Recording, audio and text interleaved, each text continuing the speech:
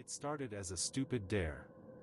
"You won't do it," Kyle said, his voice echoing off the crumbling concrete walls of the old subway access tunnel. It was past midnight, and the five of us stood at the rusted gate just past the fence break behind Monroe Station. The place hadn't been operational for decades.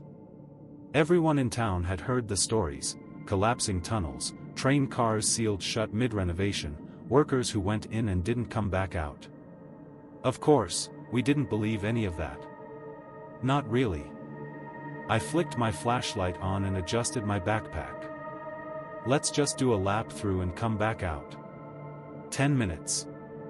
"Unless the mole people get us," Bree muttered, smirking, but I saw her hand tighten on Max's arm. The gate was barely hanging by a hinge, so Kyle just yanked it open. The sound it made was terrible, like the world exhaling through rusted lungs. We stepped inside, the darkness swallowing the city noise behind us. The air changed immediately, cooler, heavy with damp and dust. Old graffiti peeled like skin from the tiled walls. The tracks had long been stripped, but the groove where they once lay still guided us forward. I kept telling myself we'd just find some old junk and come back up laughing. Another dumb teenage night, logged into memory as harmless rebellion. But then we found the train. It sat in the dark like it had been waiting. Not crashed, not derailed. Just sitting in a side tunnel, untouched by time. The windows were fogged, the metal streaked with grime, but otherwise it looked new. Wrongly new. Like it had no business being there. "Holy crap," Max whispered. "This isn't on any of the maps. Is it even real?" Bree touched the side. Her fingers came away clean. Without thinking, I tried the nearest door. It hissed open. That's when things started to feel off. I turned to the others. "We go in, check it out, then leave." 10 minutes.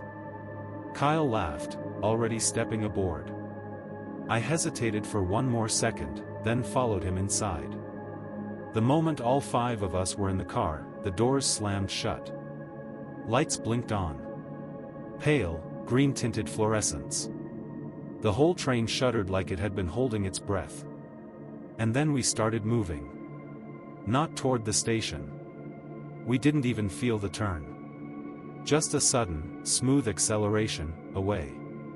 The tracks ahead were unlit, endless, and as we looked out the window, something became horribly clear. This wasn't any route on Earth. The train hummed quietly beneath our feet, the low sound too consistent, too perfect. No jerks.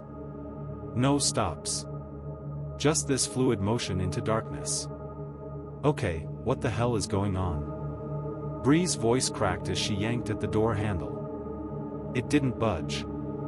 "Emergency brake," I said, already scanning the wall panel. Max found it first, bright red, behind a plastic cover. He smashed the cover with his elbow and yanked it down. Nothing happened. The train didn't even flinch. "Guys?" Jules whispered. She was at the window, pressing her forehead to the glass. "I don't think this is the tunnel anymore." I stepped beside her. Outside, the concrete walls were gone. What replaced them wasn't right.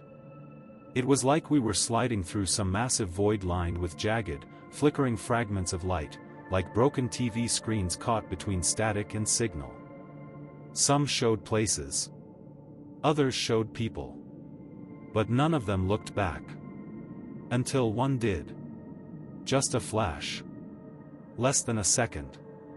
But I swear, I saw a face staring at me. Pale. Too close. Pressed right up against the other side of the glass, even though there was nothing but tunnel wall there a moment before. Then it was gone. "We need to get off," I said. "We need to get off right now." The lights in the car flickered. Not a typical power flicker, more like indecision. For a moment, the lights dimmed into a sickly blue, casting shadows in places that had no source. The windows turned black. The reflection in the glass no longer matched our movements. I lifted my hand. The reflection didn't. "Don't look at the windows," Kyle said, voice tight. "Just don't." We staggered toward the back door of the car, hoping maybe we could pass through to another, maybe find a manual release, an emergency hatch, something. Jules screamed. The lights had flickered again. She wasn't standing with us anymore. She was outside the train, running to keep up with us. Her hands pounding on the glass, mouth open in a scream we couldn't hear. We turned as one. She was there, still inside the car, eyes wide, silent, shaking her head. But in the reflection, she was falling behind. And the further the train moved, the more the inside version of Jules began to twitch. Like something else was wearing her skin. We bolted into the next car without speaking, instinct yanking us forward like the words couldn't form fast enough to matter. The connecting door was heavier than it should have been, like it didn't want to open, but we forced it, one shoulder at a time, shoving past the weight of whatever this was. Inside, the second car was completely different. No rows of seats. Just a long, narrow corridor lined with mirrors. Dozens of them. Tall, thin, and perfectly clean despite the rot staining the corners of the car. No smudges. No cracks. But something about them was off. They didn't reflect us. They reflected someone else. "Why are they smiling?" Max asked, inching toward one of the mirrors. He was right. The figures inside looked like us, same clothes, same posture, but they were grinning. Too wide. Unblinking. Standing perfectly still as we walked past. When I moved, my reflection moved differently, delayed by a second, then two. Then it stopped entirely, just watching. And then it waved. Not at me. At someone behind me. I turned. No one was there. A coldness washed over me, not like fear, colder, older. The kind that came from realizing you already missed your chance to escape. "Don't stop," I said, grabbing Bree's arm. "Just keep walking. Don't look back." Jules wasn't moving. She stood before one of the mirrors, trembling, her eyes locked on her reflection. "It's my bedroom," she whispered. "What?" "My room. I can see it in the mirror. That's my stuff. My bed. My wall." The rest of us closed in behind her. Sure enough, her reflection was gone. The mirror now showed a grainy, distorted version of a small bedroom, blankets on the floor, posters crooked on the wall, a stuffed bear lying face down on the bed. Except there was someone under the bed. A long, thin hand slowly crept out and gripped the floor. Jules backed away. So did the hand. It retreated like it had felt her move. The image shimmered and returned to her reflection, smiling. We moved on, forcing ourselves to the end of the corridor. The last mirror looked black at first, like it was covered. But as we passed, it followed us. The darkness inside the mirror turned with us, tracking our movements. Then, it tapped.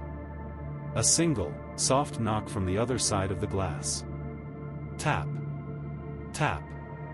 Then silence. The next door opened without effort. We didn't look back. The third car was pitch black. No overhead lights. No emergency strip. Just a total absence, like light itself had been sucked out.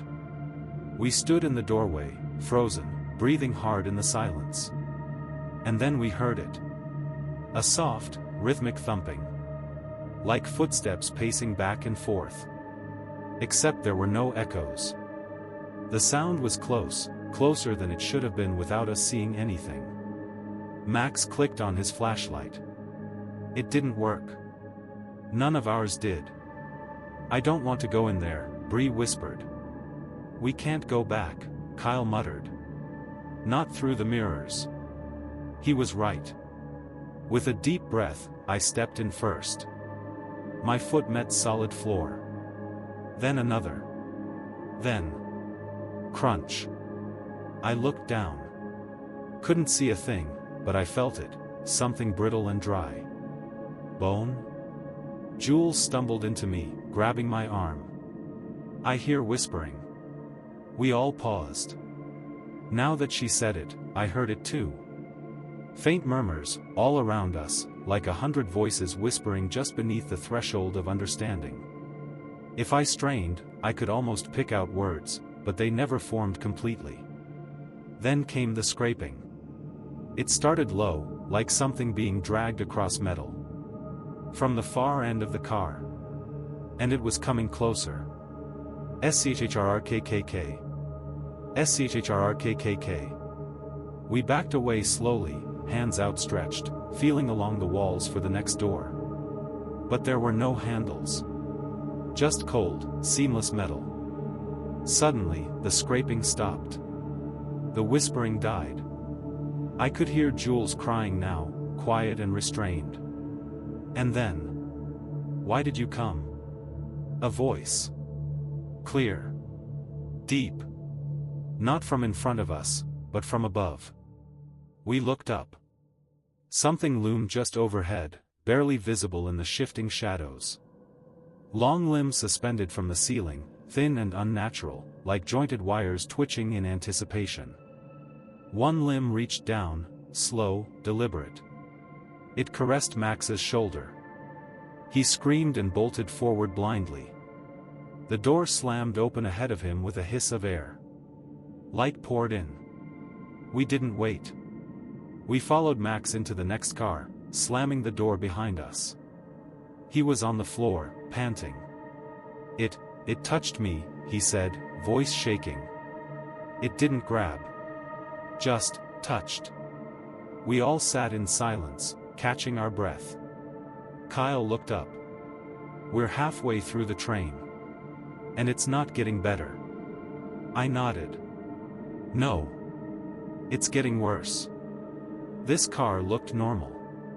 Or at least, it tried to. Rows of green seats stretched ahead of us, some torn, some faded, but otherwise typical. Dust floated lazily in the light from flickering overhead bulbs. It smelled like mildew and old leather. For a second, we thought, maybe this was it. Maybe it was just a weird train, a prank, some elaborate setup we'd find out later was orchestrated by someone with too much money and not enough empathy. Then we saw the passengers. They were sitting in the seats. Motionless. Dozens of them.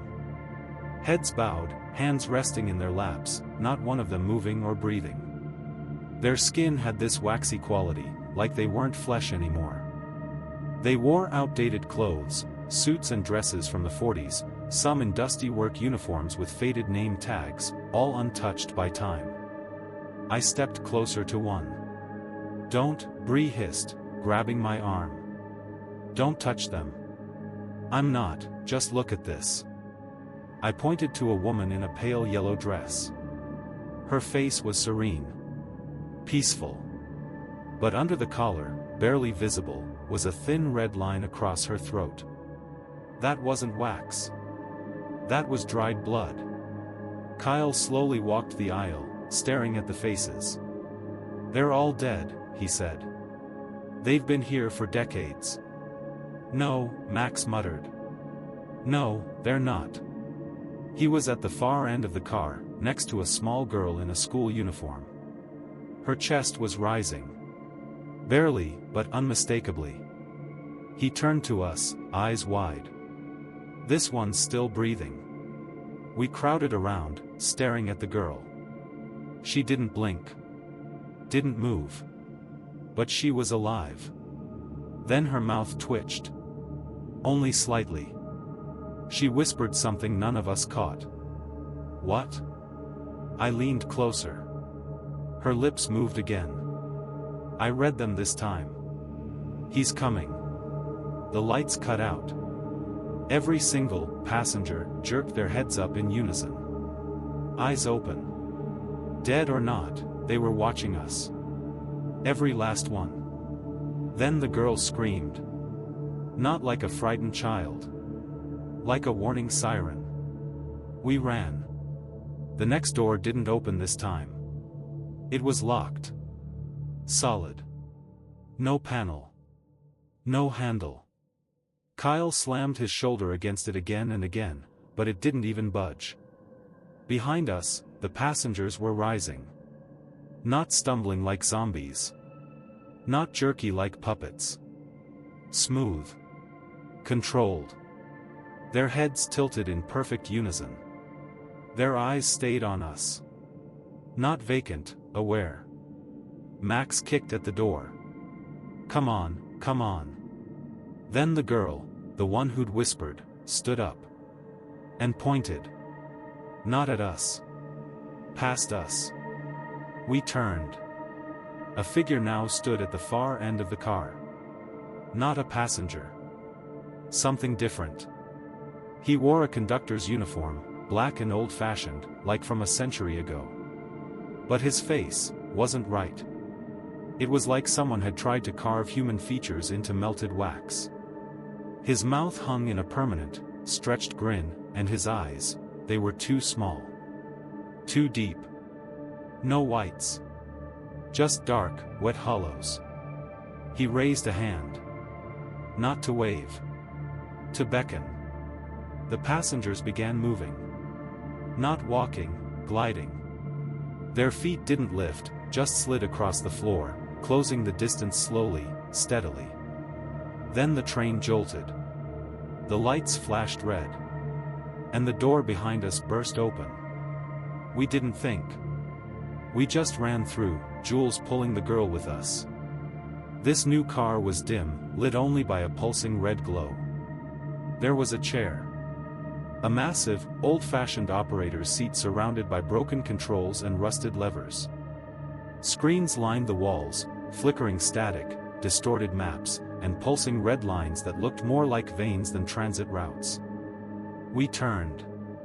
The door slammed shut. Through the small window, the conductor stood staring in, motionless. He didn't try to follow. He didn't need to. Because the screens in the room began changing. One by one, they showed us. Not now, before. Max kissing his ex behind the school. Bree crying in her car, alone, at 3 a.m. Kyle, fighting with his dad. Me, something I hadn't remembered in years. A hallway. A scream. A locked bathroom door. And Jules. Jules was just, standing still. In the screen. Watching. I don't remember this, she whispered. Then her screen changed. The train. Us. Right now. Someone was filming us. Live.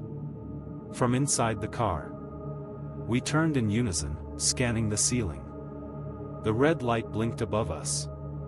That wasn't a warning light. It was a camera. The red glow intensified. It wasn't coming from the screens anymore, it was leaking through the seams in the walls, pouring from cracks in the floor like light had turned into blood. The girl, still clutching Jules's hand, pointed at the next door. It opened before we could move. Heat spilled in. A dry, smothering heat that felt like opening an oven. The corridor beyond was bathed in pulsing crimson, the walls slick and pulsing, almost organic, like we'd stepped inside something alive. We hesitated.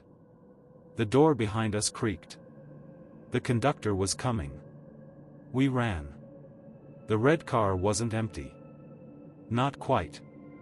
There were things hanging from the ceiling, suspended by cords that looked like stretched veins. They swayed slightly, their outlines obscured by a heavy, reddish mist that smelled like copper and rot.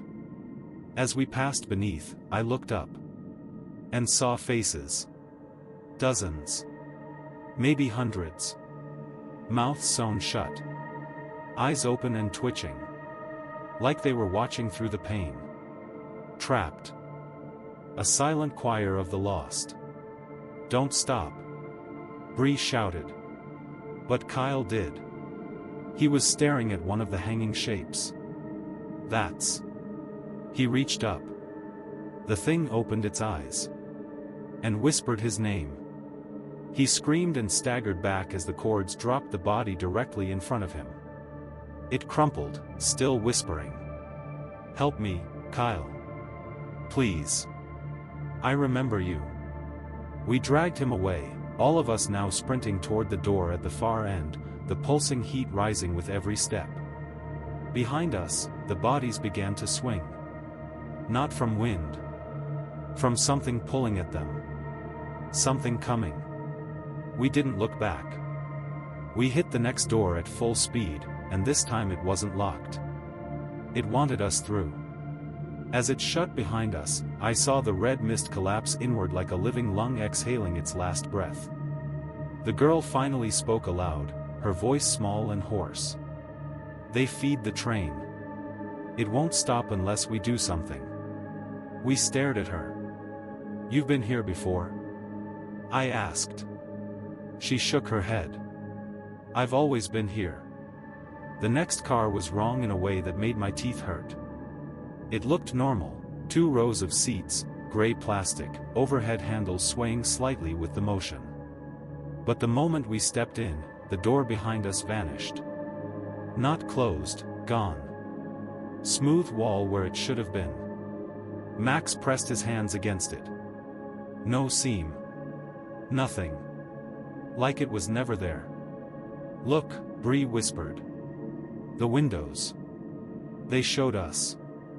5 figures, standing in the aisle, from a third-person perspective. Like security footage, but moving in real time." We waved, jumped, turned in circles. The reflections matched. Then they didn't. My reflection tilted its head. But I hadn't moved. Breeze blinked twice, slowly, while she stared wide-eyed at the glass. "Okay," Kyle muttered. "No mirrors.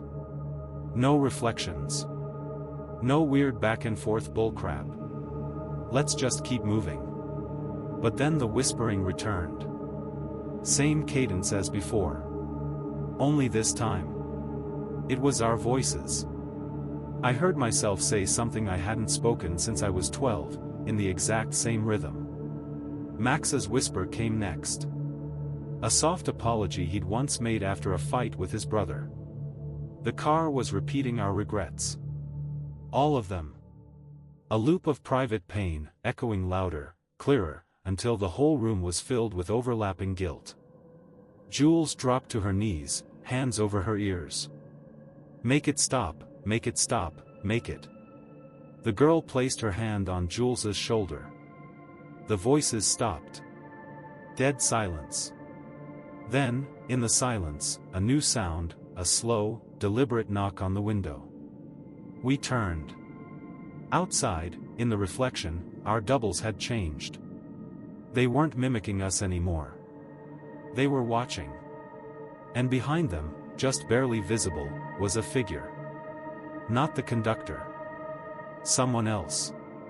Taller. Blacker. Its limbs were too long, and it moved like liquid shadow. It walked behind each of our reflections, one by one, resting a hand on their shoulders.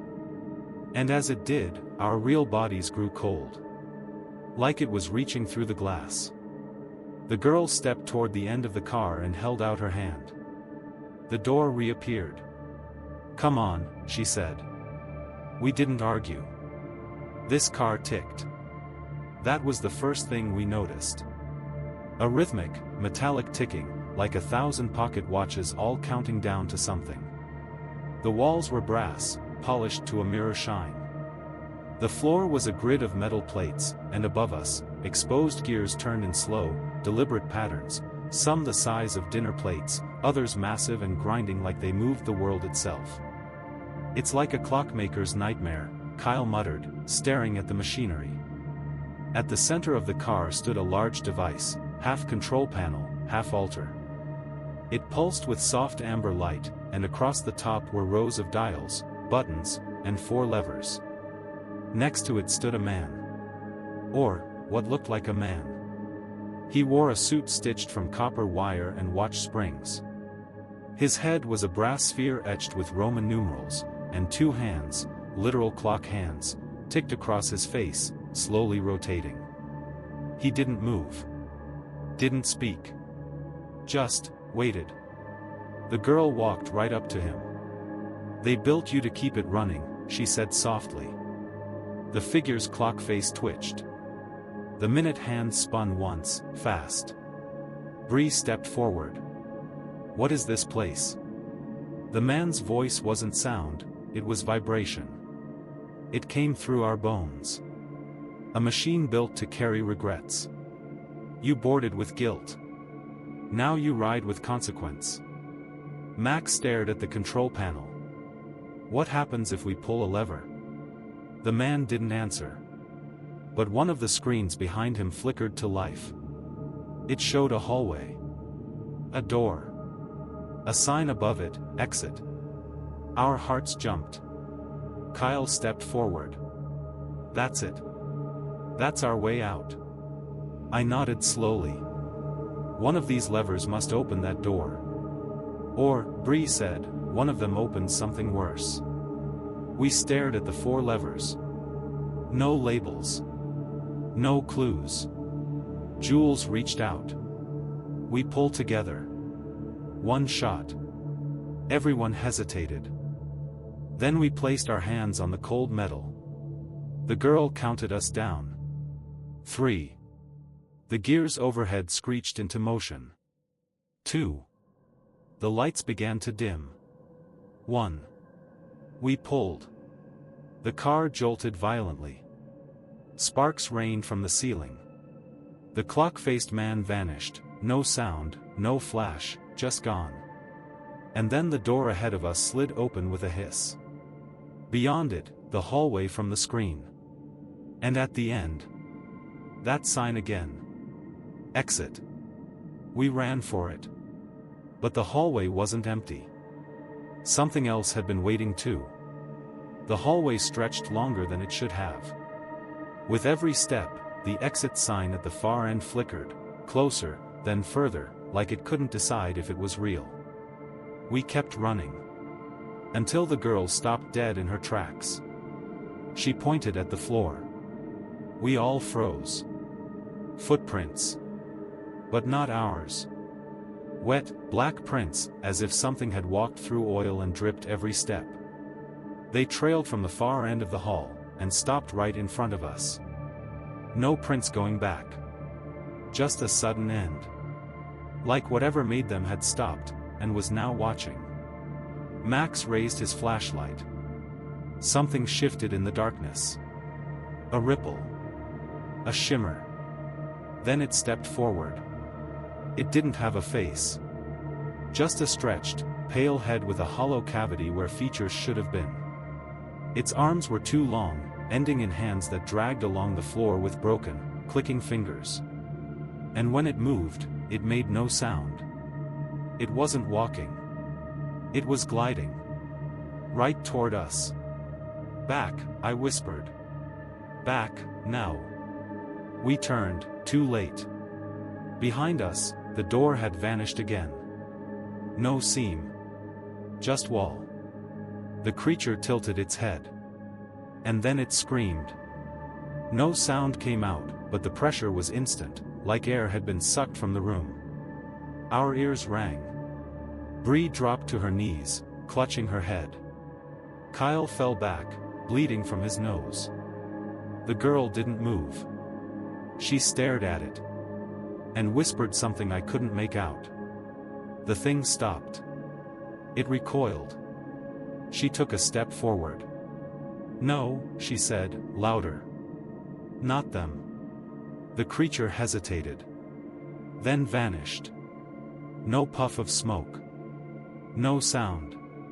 Just, gone. The lights flickered. The exit sign solidified. Max bolted. The rest of us followed. We crashed through the door. And weren't on the train anymore. We stood on a platform. Old. Abandoned. Covered in dust. Silent. Then the girl turned to us. "This is where you get off," she said. We stared at her. "You're not coming?" Jules asked. She smiled, sad, distant. "I can't. I'm part of it." "What is it?" I asked. The girl turned back toward the hallway. "The train doesn't take you somewhere. It takes something from you. It fed. But it's not done yet." She stepped back. The door closed. The train was gone. We were alone. But not home. Not even close. It took us a long time to believe the train was really gone. No tracks. No lights. Just an empty platform stretching into darkness, surrounded by concrete walls scarred with mold and ancient graffiti. The air was still. Too still. "Where are we?" Bree asked. I walked to the edge of the platform and peered into the tunnel. It didn't end. There was no curve, no wall, just a black void that swallowed light whole. My flashlight barely pierced it. The beam stopped short, like the darkness was denser than the air around us. Max paced near an old bench bolted to the floor. "This can't be the same system." Monroe Station was half collapsed. "This place, this is like it was never touched." Kyle found an old map on the wall. It was blank. Just lines. No names. No key. And drawn in the corner, carved by hand, were 4 words. "You exited the train." Beneath it, in smaller letters, almost hidden by grime. "IT didn't exit you." Jules sat down, pale and shaking. "I don't feel right," she murmured. "None of us did." The silence here wasn't just the absence of sound, it pressed against us, like it was waiting. Listening. Then came the hum. Soft. Almost pleasant. Like distant singing through walls. We looked down the tunnel again. Red light. Faint, flickering. Getting closer. Max stepped back. "No. No, that's not possible." But it was. The train was returning. Not on tracks. Just appearing, its headlights slicing through the dark like knives through velvet. We ran. Off the platform, through an old maintenance door Kyle kicked open. We didn't question where it led, just knew we had to be anywhere else. The hallway beyond was narrow, barely wide enough for 2 of us to move side by side. Pipes ran along the ceiling, dripping in slow, rhythmic beats. Every few feet, another door. All locked. Until one wasn't. We pushed through, and froze. The room beyond was filled with mirrors. Hundreds. Stacked, hung, propped against every surface. Each one showed a version of us. Sleeping. Alone. In our rooms. Our cars. Our homes. Like we'd never left. Like the train had taken us without touching our bodies. "Are we dreaming?" Bree asked. I didn't answer. Because one of the mirrors blinked. Not us. Not asleep. It was the girl. Standing in the red car. Bleeding. Smiling.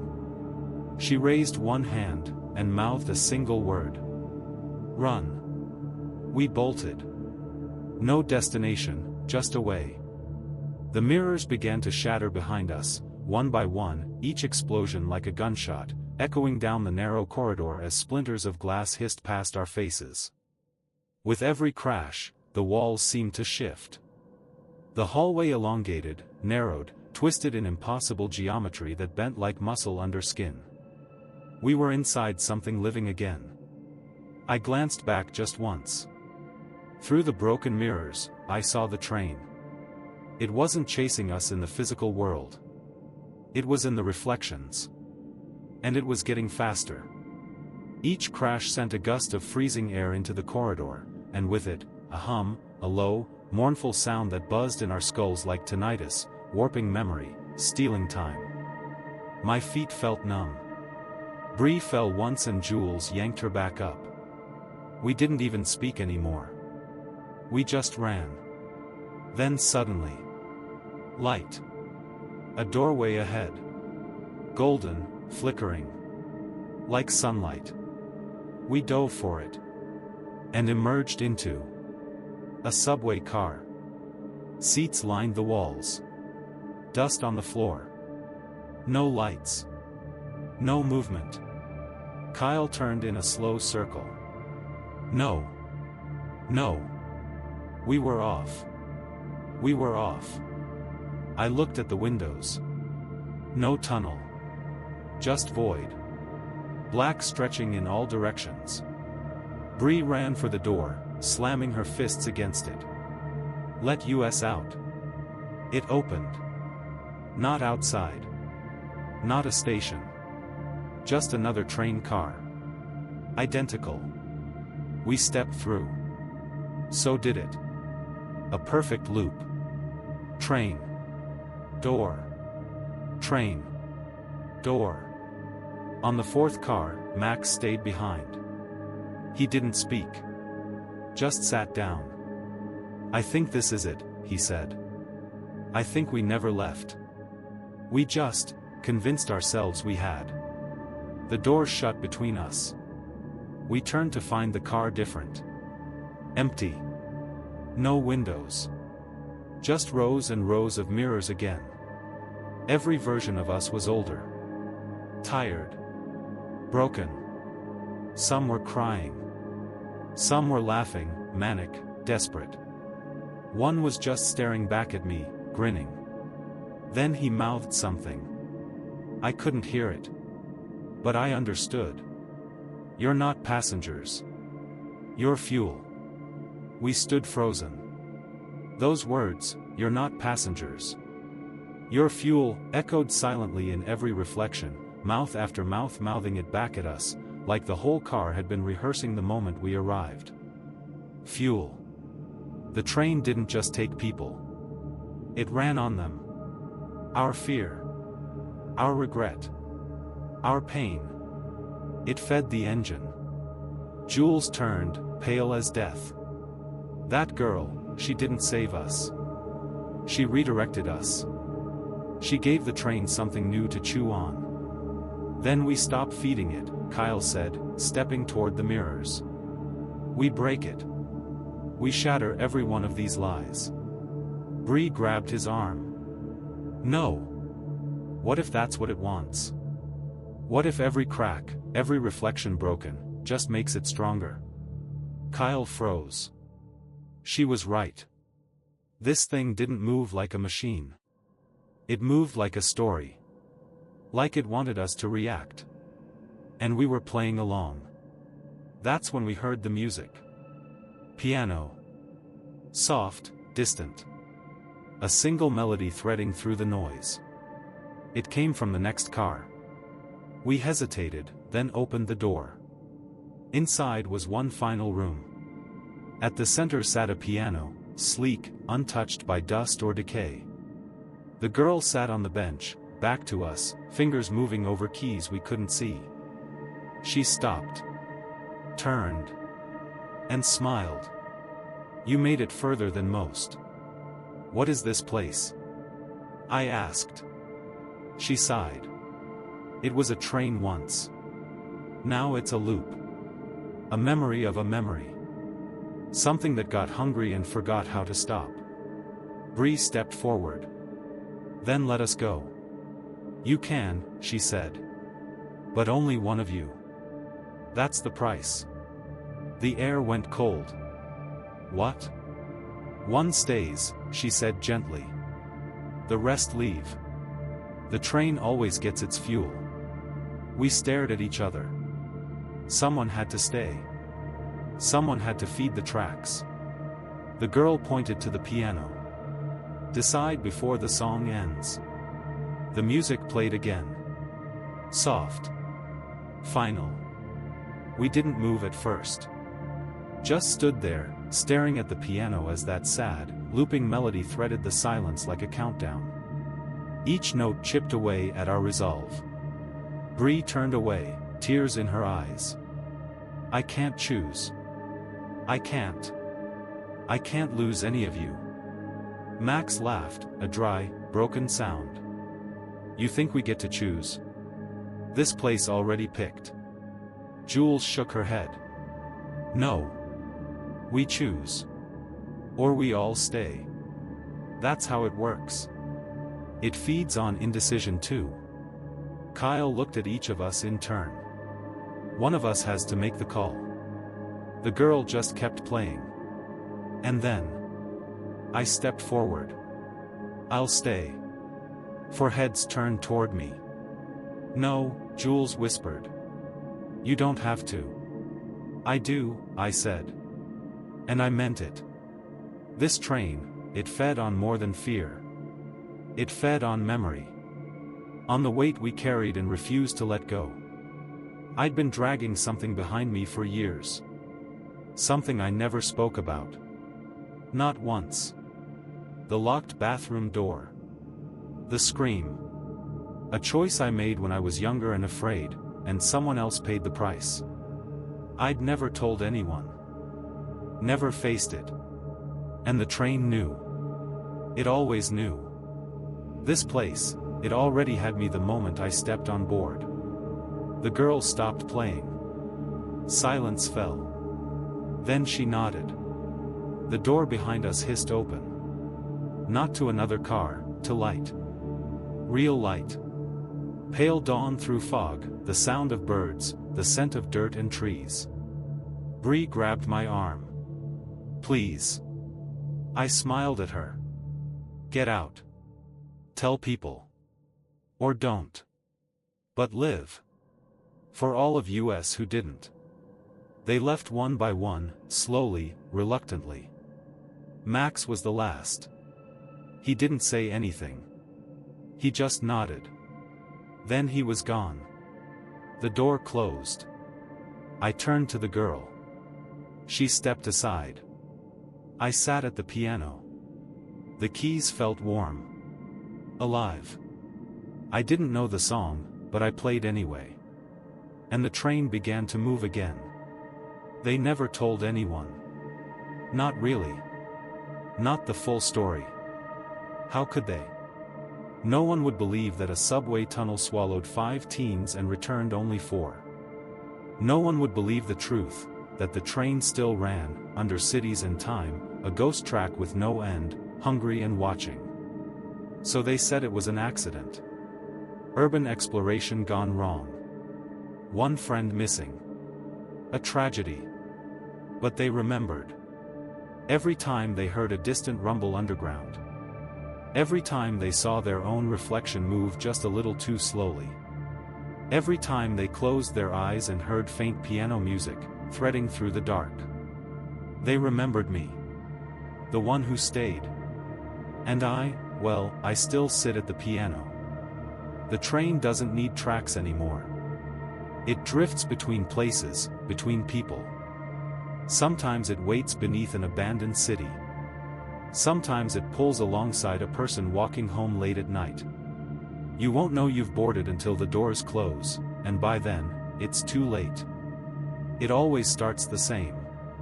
Fluorescent lights. An empty car. And the soft, steady hum of regret.